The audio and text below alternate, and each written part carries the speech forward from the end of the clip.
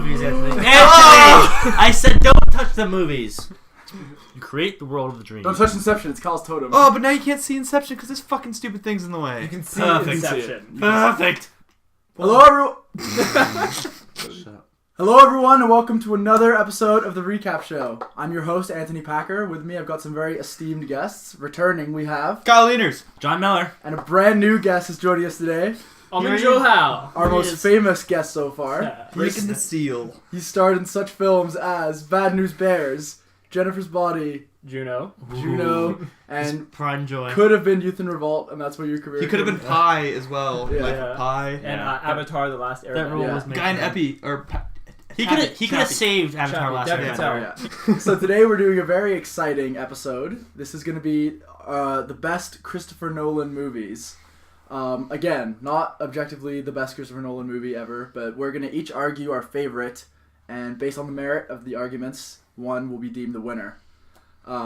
Pretty much, we've gone with the most, I'd say, celebrated choices by Christopher Nolan. Yeah, the most stellar. They're all post 2008. You can cross that one off your list. Check.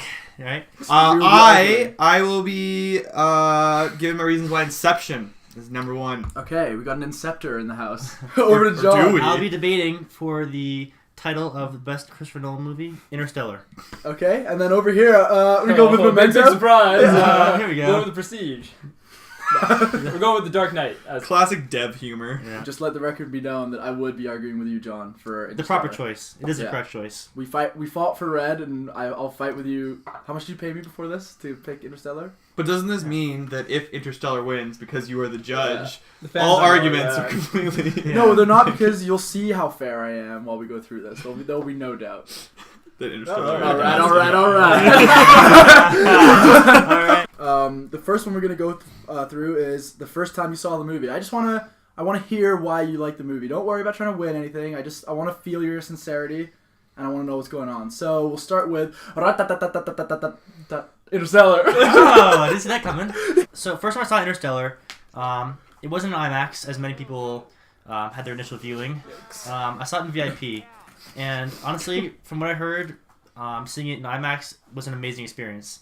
And VIP, I think, was just as good. Yeah, I went in expecting less than I would get to have with the IMAX, but I came out of that theater and I was just in awe. I mean, it just changed my whole night. I couldn't sleep that night. Like I was having some real big thoughts. You know, Right. You come out of that movie with some real significant thoughts about where we're going, where we've been, and what we want to do. Is that the tagline for the movie? No, it's not the tagline of the movie. It could be the tagline for the movie. Yeah, it felt less like a movie experience, more like a life experience. Yeah, it didn't change my life. It didn't alter it, but it really was something to come out of, because I love space movies in general.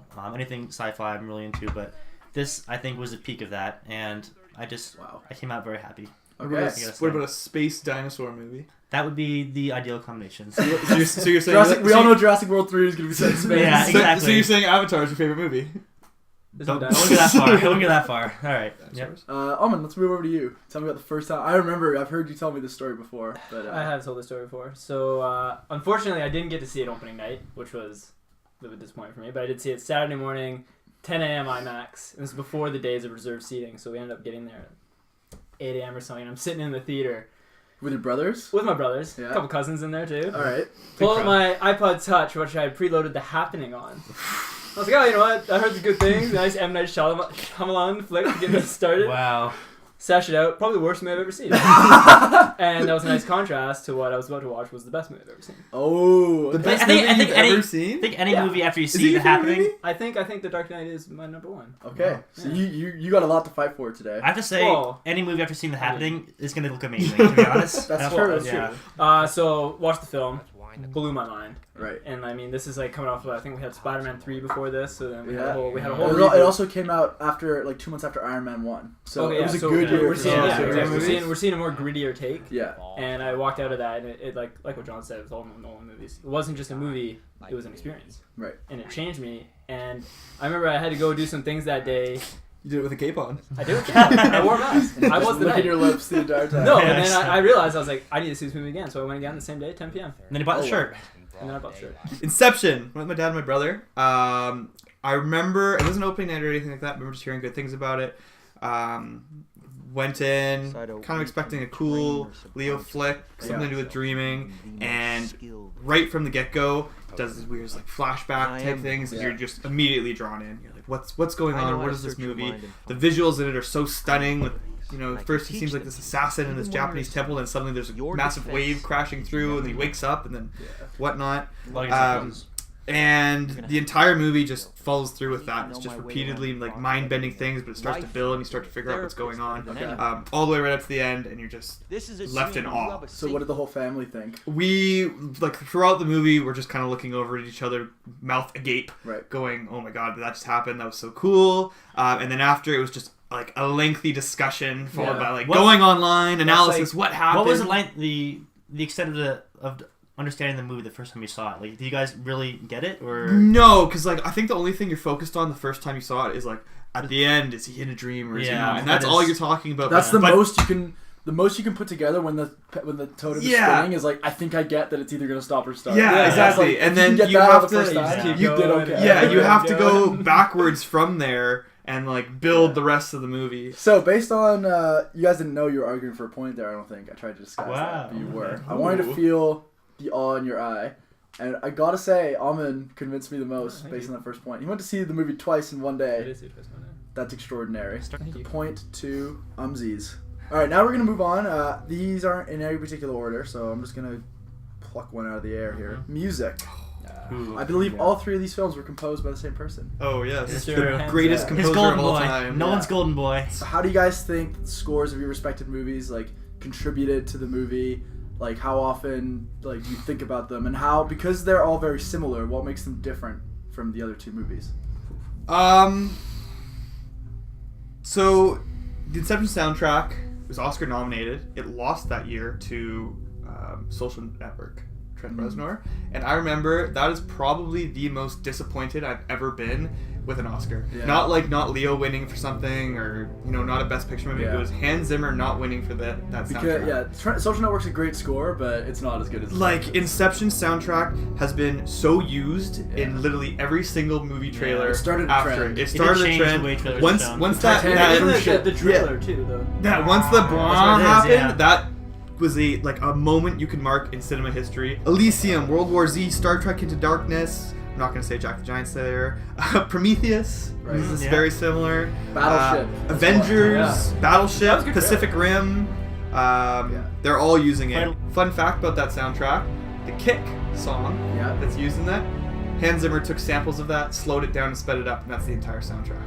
So that Edith Piaf song that plays dun dun dun dun dun dun dun dun. Also the length of the Kick, the length of that song, like 2 minutes and 12 seconds or whatever. That is the exact length of the movie in hours and minutes. So it's just so many levels that soundtrack works to not only provide atmosphere, but it's another layer in the movie. Okay, so it's hard to defend the superhero movie soundtrack because they are very epic. There's a lot of action scenes, a lot of sequences, and there's slight emotional contact, but not much. Remember after you hear the do an impression, but aggressive expansion. I think you should do an impression. Yeah, I can only do one note. Let's hear it. Watchful Guardian. Watchful Guardian. Watchful Guardian, aggressive expansion. But the one I really want to talk about, because we all have heard those, is Why So Serious, which is the first one. It's the 9 minutes, the opening to the film. It's a 9 minute song. It starts off with these screeching violins. And how did it make that sound? Was it violin? It's violin. But and there's some inflection. You just yelled really loud. It stood out to me because it was a 9 minute song, 9 minutes and 17 seconds, and I listened to it and I was like, okay, I gotta hear that again. It has a journey. It is, yeah. It tells a story. I'm not gonna go ahead and say it's stronger than Inception and Interstellar.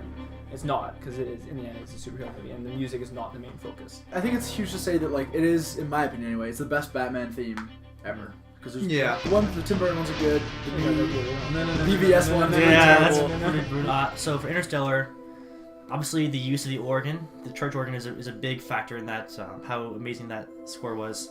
I don't think Hans Zimmer's used it since Pirates of the Caribbean 2 or something like that. He used it a little bit, but in this movie, he really brought it out and used it to its full extent. And it's just booming, and it helps you connect to the characters emotionally, I feel like. It's I love how in one half it's very gentle, and then it's also so triumphant at some points. Yeah, the strong point of the Interstellar soundtrack, I really think, is the fact that, you know, for The Dark Knight and for Inception, like, you can pinpoint a couple songs that are really good, some really high peaks, but the rest are kind of just kind of like middling, like you said, valleys. Interstellar, I think, is really the consistency. I mean, you can name so many songs. I mean, Stay, No Time for Caution. There's so many good songs just in that soundtrack, and there really isn't a lot of middle ground. Absolute He knows, silence. when to take it away and when to amp it up, when to have it faster. I mean, a lot of people complained about Interstellar and they said the music's too loud that you couldn't hear the dialogue. Mhm. And Nolan said he did that on purpose. I enjoyed that. Yeah. I think it was a good decision. I think it amped up the. Well, that's The what it would be like emotion if you were scene, there. It's You the can't same always like hear when each they other. when they first take off. Yeah. And it's just like so loud, especially when you're Yeah. in IMAX. It's almost like the theater shaking. It's like So uncomfortably loud, but Yeah. it's less of like he's just providing a visual experience, and more it's like it's a full body. Full Like immersion. you're in this, you're feeling like you're shaking. Yeah. So that's really tough because Kyle like obviously takes the edge in terms of like the cultural impact and like the way it sort of really set the tone for the next like 10 years basically. But then I feel like John's like actually just the level of immersion like so I really It transports you. It wouldn't really want does. to give it. I don't want to call this one, but I do think I have to give it to Kyle. I'd honestly give it to Interstellar. I think the score's better For the movie, it tells the story. That's the whole But thing. it does You as follow well the in score as much as you Inception. follow the score as much as you follow the characters in that movie. I think. Yeah, it plays such a large role. It does. But I think that we're not just talking about just the movie. Like we're talking about what the actual score meant. And I think Inception. I don't think the Interstellar score would exist without what happened with Inception. Like it's sort of the grandfather of the modern blockbuster of scores. So like. Fair enough, but I mean, I went It out. could go either way. It could I really went go out either way. and. Okay. But that Inception that one won. hurt. Actually, you know what? I'm gonna give it to John. Yeah. All right. Take it. Fair. You know what? Fair. Okay, so now we're gonna move on to performances. Because we're analyzing Christopher Nolan here. How did he get the best out of his actors? I think we all know. I think we all know what we're going to wild touch Yeah, on here. yeah. We got an Academy Award winner here in Heath Ledger. So, I mean, it's the first time we've seen it in a superhero movie, and it's probably the only time we're going to see it in a superhero movie. Yeah. Right. I think, so Heath Ledger, I mean, there's nothing more you can say about that. The man gave his life for the role. The scene where he's clapping, improvised. The scene where the bomb doesn't go off, improvised, right? And you got Nolan's direction. I think what we saw out of Christian Bale is the best Batman we've seen. I No disagree. offense to Ben Affleck, but I mean, Michael Keaton, That's debatable. George Clooney, Definitely. we're blowing these guys out of the water. Yeah, It's debatable, but though. I you mean, can it's not- can blow George Clooney out of the water and Yeah, you Michael should- Keaton out of the water. They should be in the any- conversation, Val I mean. Kilmer out of Yeah. the water any day. I think the problem with Christian Bale and Batman is he's a great Bruce Wayne, but he almost becomes like a character of Christopher Nolan's Batman. Well, that's, Right? that's, He all, just that's, seems- that's it's Christopher almost- Nolan's direction, though. He told him to put on the deep voice. He told him to act like this. And I think, like, we joke about it now, but at the time, it was just like... But I think Where's there's Harvey? I And think it's there's like, a oh my better God, where is Harvey? I think there's a better Batman in Batman Beyond or Batman Begins. Sorry, I think that as a Batman is Okay, better. I see that. I think And then he's consistent, the honestly. Dark Knight Batman is it's like a parody of the Batman does go Begins quite far. Batman. Christian Yeah, Bale it did is- say he did like I can't remember the exact I quote. read This isn't that, yeah. verbatim, but he said he wasn't satisfied with what he accomplished over the 3 movies. He said that like I feel like there was an arc that was there. Like Chris had it, but he's like I don't think I did as much as I could have. It was quite jarring the first time you hear his voice and you see him acting Yeah. as Batman in Dark Knight, like from where it was in In Batman. Dark Begins. Knight? His first line Yeah. is, "What? I'm not wearing hockey pads." Yeah, like Yeah. it was jarring. Like, I could have done without that line. Ben-Hur. Maggie Gyllenhaal, a nice switch from Katie Holmes. She was good. Take a throw a It's better than What? Kid- I'm going to say Aaron Eckhart, best performance we've seen from him in... Since ever. Thank you. I think Thank you, Smoke is Smoke, better. yeah. I think it's better. Michael but- Caine. He's good. Yeah, No. He gives his best. Again, you know? he really amps it up in Dark Knight Rises. He does that. He does. Yeah. It's way better. Yeah. Yeah, yeah. People remember I saw people were like calling for an Oscar for him. Yeah, Dark Knight right. Rises. Like he has like 8 minutes of footage. Like, it's like come on. You're basically mounting your whole argument on the one performance. That's valid. I mean, Yeah. And I'm also saying that Christian Bale gave one of the best Batmans we've seen. okay. Fair. So the easy pick here would just be talk about Leo. He's great in the movie. He hits all his notes. He hits his sad moments and stuff like that, but he always does. But I think who really steals the show on this is Cillian Murphy. I think that especially that scene at the very end Oh, okay, I do love that where he's scene, talking yeah. to his father. That's He's like, very- "I'm disappointed," or he's like, Uh, "I know you're disappointed that I didn't follow in your footsteps." Yeah, And that then is- the dad's like, "I'm disappointed you tried." That is a And it's heart-wrenching like, boom, scene. right there. Yeah. That's when Inception happened. The Only sound movie like his mic, we were yeah. talking about this. This is the only movie with Tom Hardy where you can understand what he's saying. Yeah, it's so which is true. fantastic, He's and he's gonna just do a that badass comedy, throughout the entire thing. And I also have a problem with Joseph Gordon-Levitt. It seems like he tries to get he's so much dialogue actually in the movie because he's kind of the one who he exposition. acts as like the medium between Leo, who knows everything, and Ellen Page, who's new, and he has to like exposition. he He has to explain everything to her, so he doesn't really get that many opportunities. Except when he gets shot at the beginning, when he's like, "If I kill him, it'll just wake him up." Yeah. And he's like, yeah. Pretty good reaction. Yeah, That's pretty good. I think you're forgetting a lacking performance in that film. You just want Marion Cotillard. No, she's good. She She's was fine. talking about it while you guys were talking amongst yourselves. Actually. Yeah, she was really good. I gotta disagree with you because I don't think Marion Cotillard ever like switched the perspective. Like you first meet her and you just hate her because she's annoying. Yeah, she's annoying. You're waiting for a trade. And she remains annoying throughout. I don't like her in that movie. No, you sympathize with her. I saw her. I don't Exactly. sympathize with her. Oh, I always want her to be sympathized. gone. I was like, get rid of this. No, chick. but you always sympathize. I personally sympathize with her because it's originally you don't like what's going on with her, but as it builds why she's thinking the way that she's thinking, this is when she was alive, not when she's dead. Because when she's dead, she's kind of just a bitch. But you see why she would want to do that. You see why she'd want to, you know. Yeah. But it never quite. You understand her motivation if you're She's not necessarily behind it. Yeah, she's not by no means is she like the best person in the movie. But I think she does what she needs to do. Similar to Aman's, I think it'd be easier just to focus on Matthew McConaughey. I mean, he did give a great performance in this movie. I mean, there's so many scenes where he really stood out. I mean, obviously the scene with his son and his daughter, and you get in the videos that he hasn't been on Earth for 20 or 30 years. Yeah, his face. and they kind of the slow zoom on No him. dialogue. And I don't know how long he had to act in that scene, Yeah. but it seemed very long. And he pulled the whole way through, and he gave such a range of emotions in the period of 5 minutes. And I thought that was an incredible scene. Obviously, I think some of the performances though, especially. I looked her up. Mackenzie Foy is her name. It's so hard to find good child actors, and I thought she was a really great job as Murph. She was the other half of McConaughey's performance. She was the daughter being ripped away from her father, and she gave the other half amazingly. Yeah. So I think her performance should be noted because she was excellent. Michael Caine did his job. I like the whole reveal when he's like on his deathbed about how he knew he was setting him up for like that. He knew he couldn't solve the equation. Yeah, and I was just like that doesn't really do much for me. Like, oh really? I thought it was really pretty heavy that. to be honest. Yeah. He was trying to save humanity, and he had to manipulate McConaughey to do so. And you can see it toward apart. You see in his eyes. Yeah. A lot of acting in the eyes. Oh, because it was like you either go. He's like, you're going to try and go and I'll solve the gravity so it's theory, like, no matter what, there's one way we'll do it. Or bring the samples, but he knew it would just have to be the samples all the time. I think they also did a good job matching... Did you just get that for the first... Yeah. But I think you have to... I think one of the weak points of that movie is at the very end when Matthew McConaughey is meeting Murph, or not seeing Murph again, but she's old. Old Murph. Yeah, I feel like because this is a new actress... You are almost. It's like you don't care anymore. Yes. You see this person. You care. I can for see how Murph. they be a divide. Yeah, it's built with the daughter. It's built. You got this relationship. It's built with Jessica Chastain. Mm-hmm. But as soon as you see the old person, you're like, I don't really care. Would have preferred to see like so you want like full a prosthetics? like a memorial of her. Yeah. He doesn't get to meet her. He just goes and it's like she's there. Something like that, or even if they did like Guy Pearce in Prometheus, just made like an old. Okay, we're not gonna compare those two. All right, we're not comparing. Guy No, Pearce but I to think this. just This the fact that like different. you see that person, you're like, that is not the person I care think about. that's more it's a scene of that story thing though. Yeah. I think John is like he's touched on a lot of good performances. Yeah. But I mean, there's such a large. Well, Matthew McConaughey is a fantastic performance. Anne Hathaway didn't care for much for her. Wes Bentley didn't care much for her. I think with Anne Hathaway, the problem is people get focused on that little love storyline, and that just throws them off of her character the entire way through. Matt Damon. That's okay. I'm not done yet. All right. I thought Matt Damon was great in Interstellar. Yeah, Why does everyone hate I like on the him? surprise. Yeah, but like it wasn't just a surprise. It was a man that his whole life had been dedicated to getting out there, and then once he gets out there, he realizes it's not for him, and I think he portrayed that excellently. No, he was a coward. Like, and when he first woke up, the tears and the breakdown, that was really emotional. Because we can all identify with that. I mean, if you were out there, all right, go ahead, Kyle. I disagree with the Matt Damon thing. I feel like he doesn't change as a character, how he's like acting and how he's like sounds.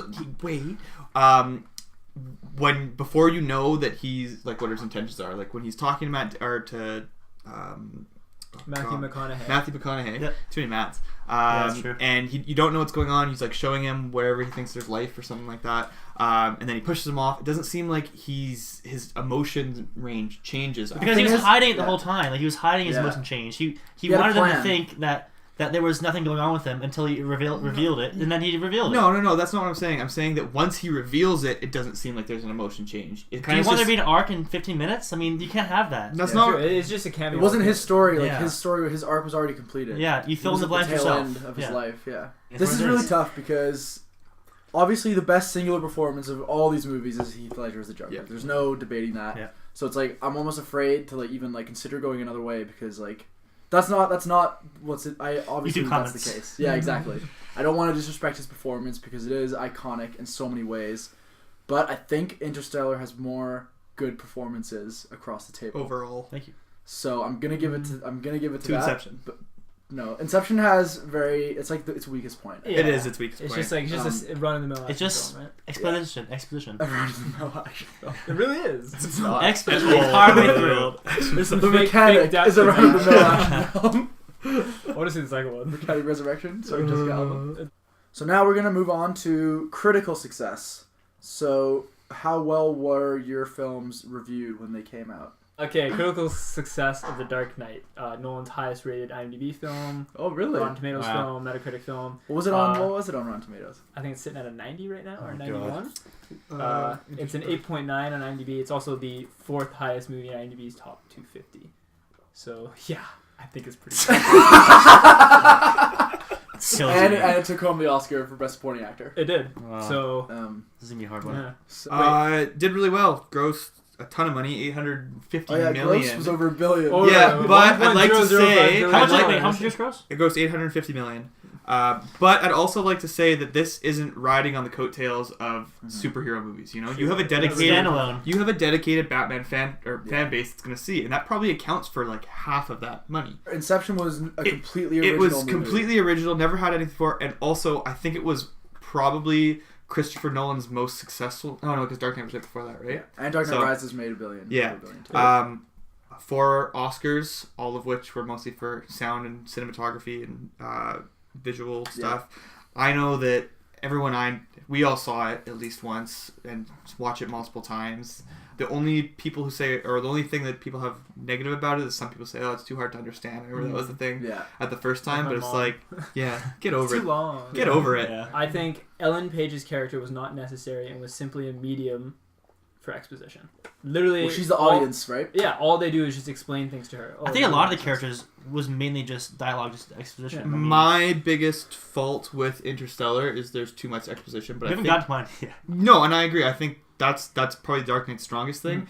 Mm-hmm. It's showing what's going on rather than just telling what's going on. Making you figure it out. Yeah, and you get it that way. But I think the reason for that is because you're dealing with in Interstellar and Inception. You're dealing with things that aren't like just easy to understand. Yeah, you know, it's good to get you get good versus evil. You get that right away with Batman. But with Interstellar and Inception, it's like, who's the bad guy? What's going on? And they are both operating on so many levels with time and dreams that it's like the exposition, although it's not the nicest thing to listen to, especially after multiple viewings, it's necessary to understand what's going on. I think Interstellar improved the exposition from Inception, though, because I mean, I think there's plenty of character moments too. I think the exposition wasn't overwhelming for me. I mean, they didn't spend a ton of time on wormholes or like the physics of it and but you kind of wish the time they did, distortion though, right? and like but they what? You kind of wish they did.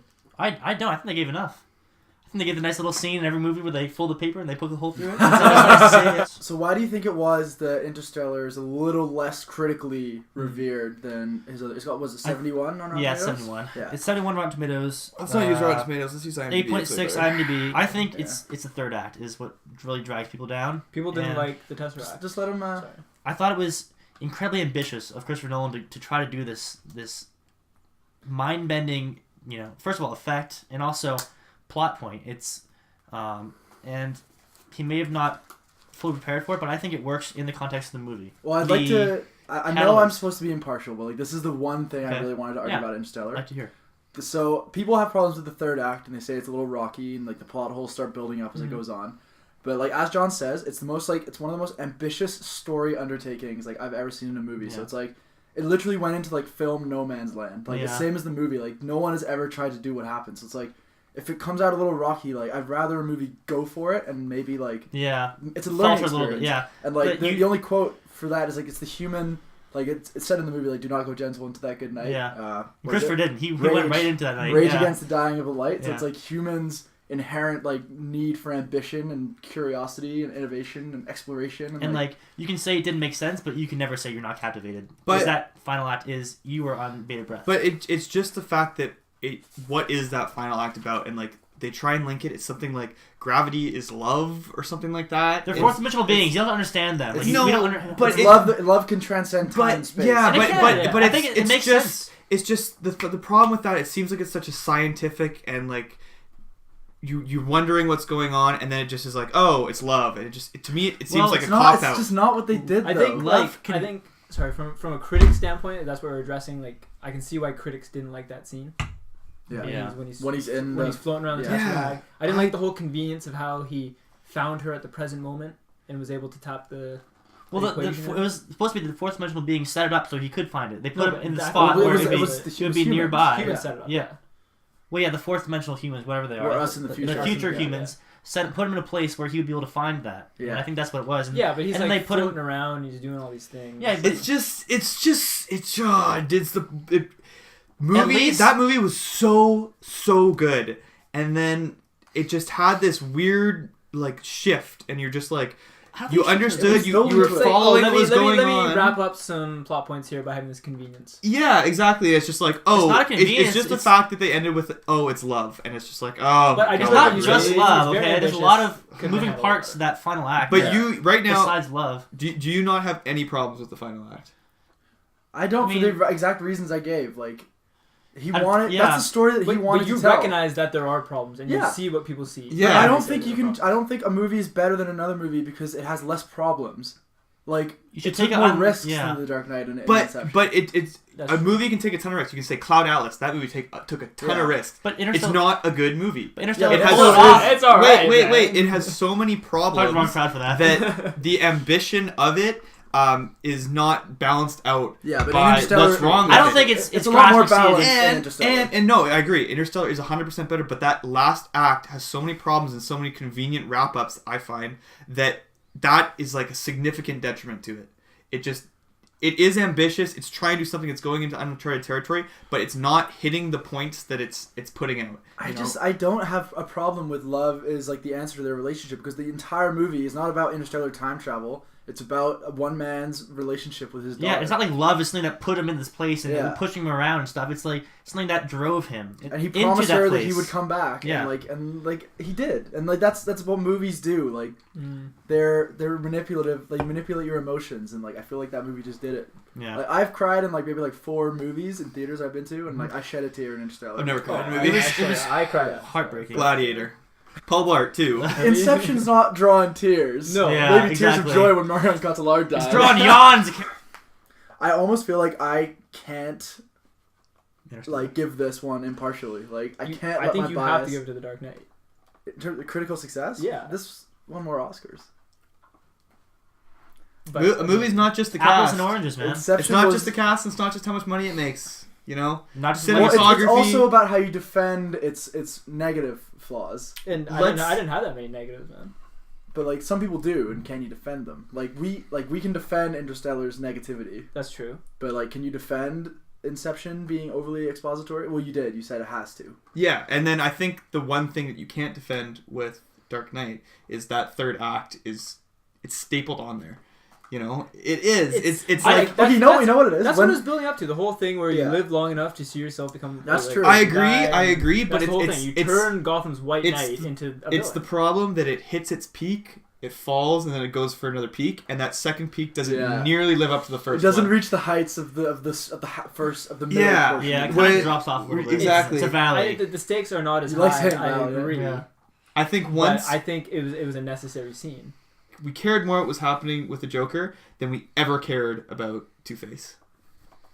Yeah. Which movie of these 3 will stand the test of time the longest? I got a question for you guys. Which of these movies is unanimously in all your top 3s? Dark Knight's not my top 3. It's not. Interstellar is my top 3. I get a point. I believe that... You're going to give it to Interstellar. No, I'm not. No points. I think people will be still talking about The Dark Knight 50 years. I agree with that, but I don't know if that has to do with critical success. I think it's because it's a superhero movie. It was the first movie to truly transcend the superhero. And I think it's it. because it still stands the time after like now is the superhero genre. It will. I think it will be always the best superhero movie. Yeah, but it goes to Dark Knight. Fair. Yeah. So now we're gonna move on to cinematography. So talk about how it contributed to the movie, what some of your favorite moments of cinematography were, and how it served the story. The Dark Knight. I'm not going to go and sit here and tell you guys it was more visually appealing than Inception or Interstellar. Mm-hmm. Good. But what I am going to say is that it was the first use that Nolan used IMAX cameras. Oh, yeah. And I remember sitting in the IMAX theater in that bank heist when he shoots the grappling hook and the camera falls over. You get a pit in your stomach. And you're like, holy shit, like I'm going to fall out of my seat here. And I think the use and I like the aspect ratio, how it changed when you use the IMAX cameras, and it wasn't too jarring. Some people don't like that. Some people don't like it. I didn't mind it, and I thought that it really set the precedence for future Nolan films. Exactly. The Dark Knight was when he first started doing it, and that framed how we're going to see Inception and how we eventually see Interstellar. I really like the scene where is after the bazooka, and he flips the truck. Yeah. And it's just all so dark. It is like a nice mood in that scene. Yeah, and it really like colors sets are the very Batman's nice. tone. Yeah, exactly. It's like Not performance, man. And I think what we saw in Dark Knight Rises was too much color. Too bright. It was a bit bright. It was bright. And I It was the thought first time It contrasted the darkness of the movie, though. It's the first time in history you've ever seen Batman in a movie in the day. Yeah. Dark Knight Rises, when he's fighting Bane. Wow. Really? Yeah. That's interesting. I don't want to just say this movie won the Oscar for cinematography. Because it did. Just talking about, particular scenes in that. The first sequence in the Japanese temple, not so much the temple looks cool or anything, but when he's kind of like going around being all stealthy and then the dream starts collapsing and the water goes in, it's just like, what is this? It was a feat. It's so cool. And the rotating hotel. Oh, we're getting there. Oh, man. Here we go. And then I knew that was coming. Yeah. And then it goes into the next scene that I think stands out is when they're in Paris and he's walking around with Ellen Page and he's showing her what it is and she just thinks, remember Jean, you don't remember how it begins. And he's like, how do we get here? She can't do it. And then she starts freaking out and that's when the dream starts collapsing and everything. That's when everything kind of explodes. Then after that, the movie's kind of all based in like cities and stuff like that. It's very like concrete jungle-esque. But then they go to the temple, not the temple, sorry, the like mountain fortress, and just the like contrast. They do cover and, all like, the set design of that snow base so is incredible. Cool. The icing on the cake is truly that Joseph Gordon-Levitt scene where the truck that they're in and they're all dreaming in is falling off. When you look at the behind the scenes, and the hotel is moving and they're fighting in it. I can't believe they made that. It is insane. It is like, calm down, Nolan. Like, is it's too much. So cool. Cinematography. All right, Interstellar. Okay, this is a visually striking movie. No one can deny that. No, okay? it is. It is. The space scenes obviously are just incredible. I mean, there were scientific studies written about the wormhole they created. Like, in the behind the scenes, like the CGI process of creating the wormhole, they had like a physicist on board there helping them out, and he actually found out things about the hole, and he wrote stories on it, studies on it, and published them in actual journals about that from the creation of that hole in the CGI. They really nailed the scale too of like how small the planets were to the black hole and like the whole. Yeah, that was incredible. And the opening cornfield. Yeah, and they grew the corn. That's insane. Like he actually created cornfields for that. Super cheap to grow. Still, it took time. And also how he found this shallow ocean they could use and actually filmed in that. Like that's incredible. Like where do you find such a shallow ocean that just goes on for miles? I came into this topic. I knew I wasn't gonna win it. I just wanted to set the precedence of how he set the tone for future use. I came into this thinking Interstellar, but I'm not gonna lie. I think Kyle convinced me. I think I agree. There's multiple scenes in Inception that I'm just like, fuck. Groundbreaking. I think there's multiple scenes. We agree. There's multiple scenes in Interstellar. They both have honestly incredible cinematography, but I just think in terms of like. Yeah, I won't deny that Interstellar is. I think Interstellar looks better. It looks technically really good, it's incredible. But I just think, but that's the thing. It's like, yes, you have a cool shot of a ship and the planet, and it's a very cool scene. But like how everything is placed and how everything designed and like the art, it's that's just. But there's other scenes that cover that too. We're that almost getting more like with Interstellar. We're sort of leaking a bit into like production design and like cinematography is like the look of the movie, not the set pieces. Yeah, behind the scenes. So. Okay. No, I'm going back to Interstellar. I think I'm gonna go with Interstellar just because all I can think of right now is like the rotating thing, and like that's incredible. Yeah, it goes in direction. But I think, and yours also falls more under visual effects as well. But that is what cinematography is. It's looking at it's what you're seeing on the screen, looks and the aesthetics, and it's like the mood, the atmosphere, and tone. And I think that Inception generally it doesn't hit. Sorry, Interstellar doesn't hit that many peaks. You have this kind of. It's generally very, very nice to look at. But it's just lacking in contrast between. I just think there's no. Where? There's about 50 screen grabs you could take from Interstellar and put on your wall. Yeah, exactly. As I don't think you have that in Inception. You have amazing set pieces and like set design. Yeah, and great action scenes. But well, we should have a set design category. There is a set design category. Really? Is there? Okay, so that goes to John. Thank you. What's the score right now?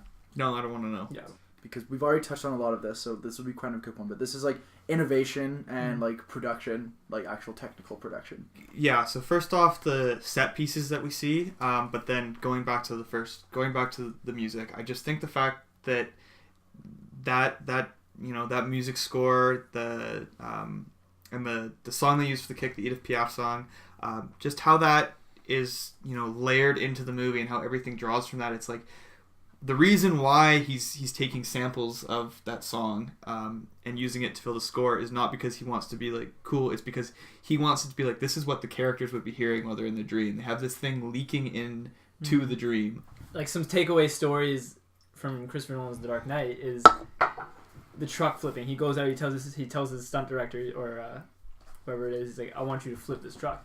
There's behind the scenes how they implement hydraulics, and they buy a semi truck and they flip it. It's all practical effects, and that's what Nolan prides himself on.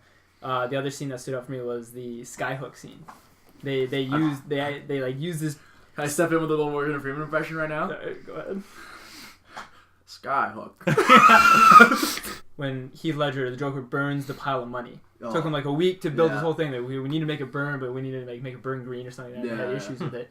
So there's so much effort and so much innovation put into this action movie. We're not just relying on CGI. We're not just relying on an Iron Man suit flying around. Okay, I think I already touched on, obviously, there's a study made from this movie.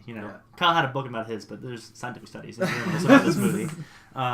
So, obviously that. But also, the level of practical effects was insane. I mean, the creation of Tars, right? He was a fantastic character, and they actually made him. Like, they I don't know, had puppeteers, or they had engineers come in and build him.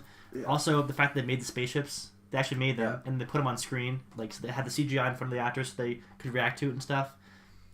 I think everything else is really touched on in the last category, yeah. I think Christopher Nolan sets the bar so high for himself every time, and like he relies so little on CGI. Aside from actually, Inception's probably his most CGI heavy movie. In terms of like technical innovation, like I just don't think there's any way you could not give it to Inception. So I'm gonna give Inception the point for there. Put the horn in. Okay. What's your favorite scene and why from each movie? And we're going to start with Kyle. We'll go right back to you. Thank God. God, my favorite scene. I'm tied between a couple because it's like I want to have to pick one. Favorite action scene or favorite scene? No. My favorite scene. Okay. I'm actually gonna go with the very end. Okay. Yeah, I'm gonna go with the when he gets home. Yeah, I'm gonna go with the top spinning. Really?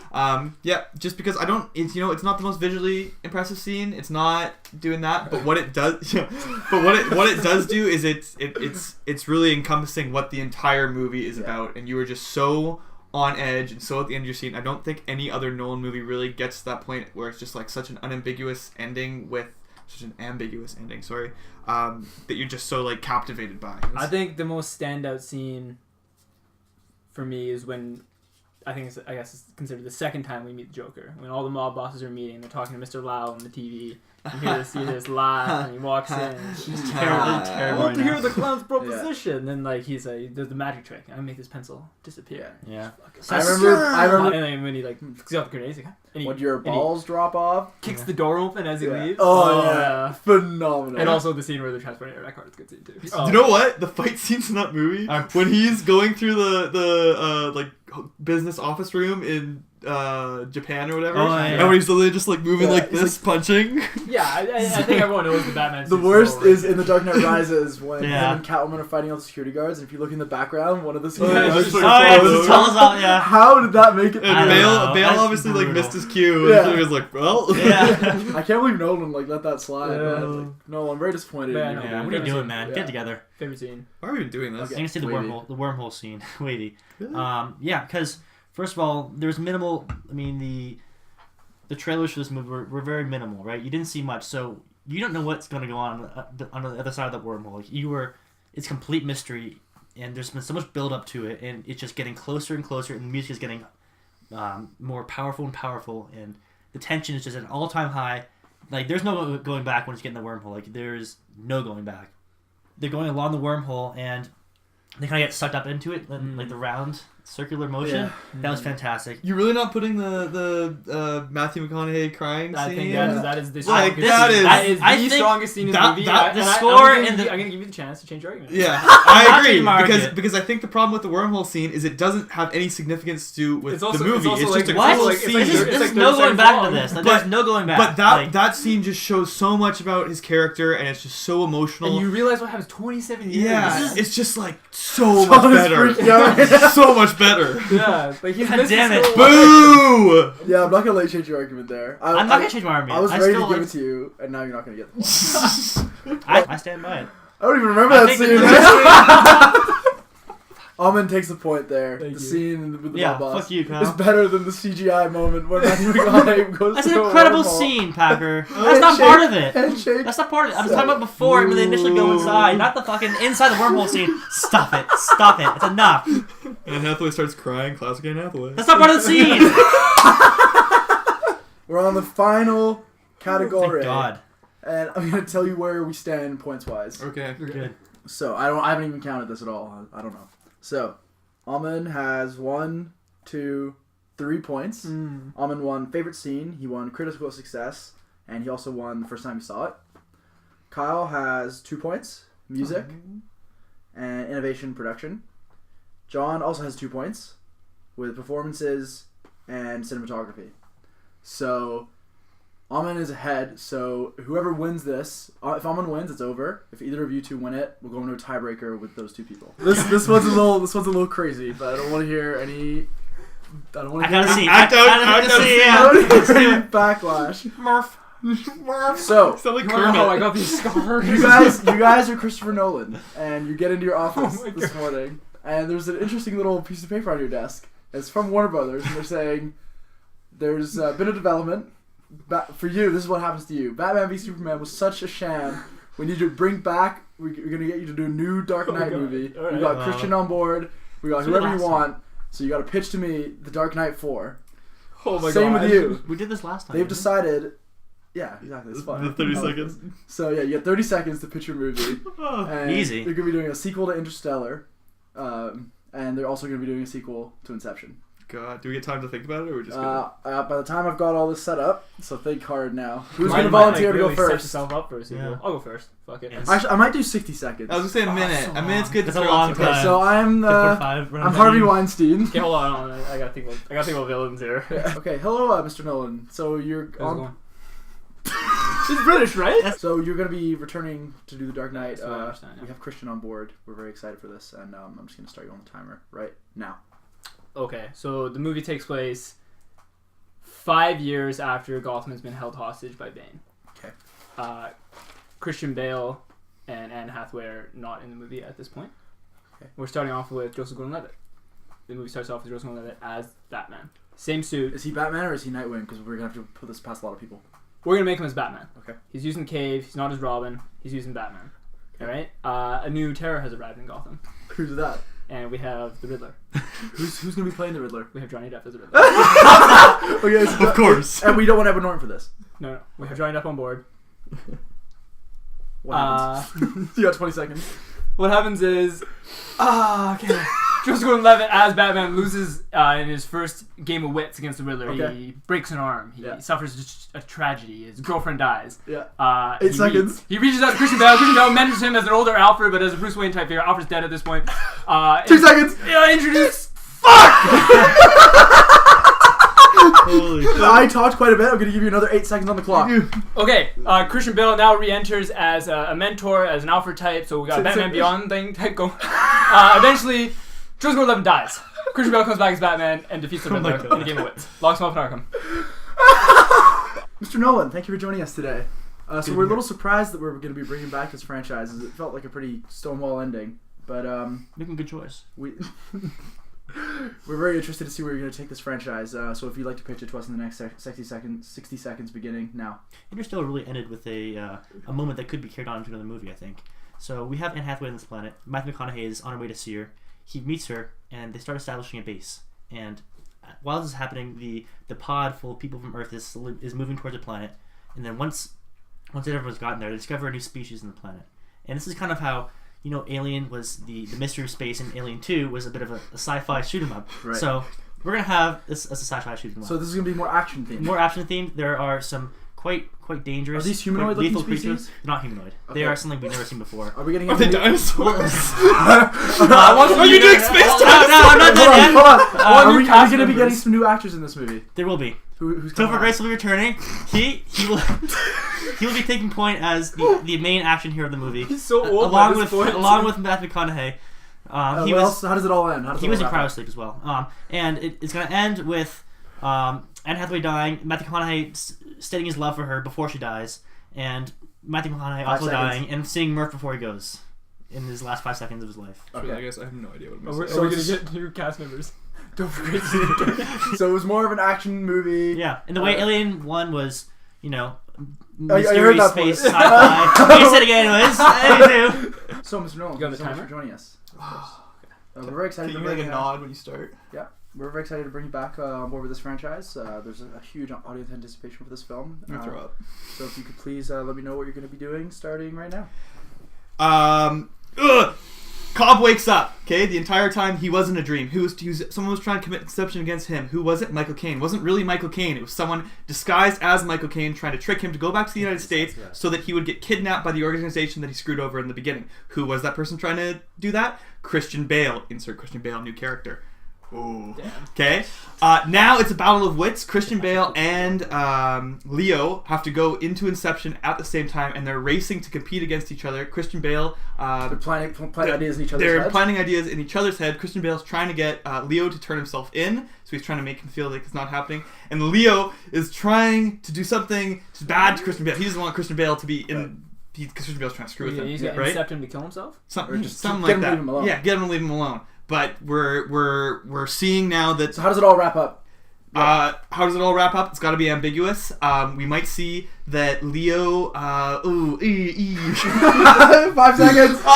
Leo turns into Christian Bale and He lost it. puts him in a dream. He lost it. He had it the whole time, and then he lost it. So just to summarize, we have Joseph Gordon-Levitt getting killed as Batman, and Batman coming back to defeat the Riddler. Yes. I feel like you stole that from every other Batman arc ever. We have I don't think I have. we have I had- Matthew I also had McConaughey and Christian Anne Bale. Hathaway going to another humanoid Where do they planet find space to dinosaurs? fight dinosaurs. I didn't say dinosaurs. Alright? Topher Grace I is said the something main we've never action seen hero. before, and we've seen dinosaurs before, alright? So, What's his we're name? not dinosaurs. Insert Sam Neill. And we have an actual coherent plot where Leonardo wakes up, but he's still in Inception, and he has to fight Christian Bale, have no who's ending, though. who's a Come up Nolan with that? regular. He has so much time. So Kyle definitely had the best argument there. So he gets the point. I also have the most time. So that puts John out of the race, unfortunately. I'm very sorry. Alright. Interstellar is the worst movie of the bunch. No, so. I think No. it's the best. I think Yeah. Memento is the worst.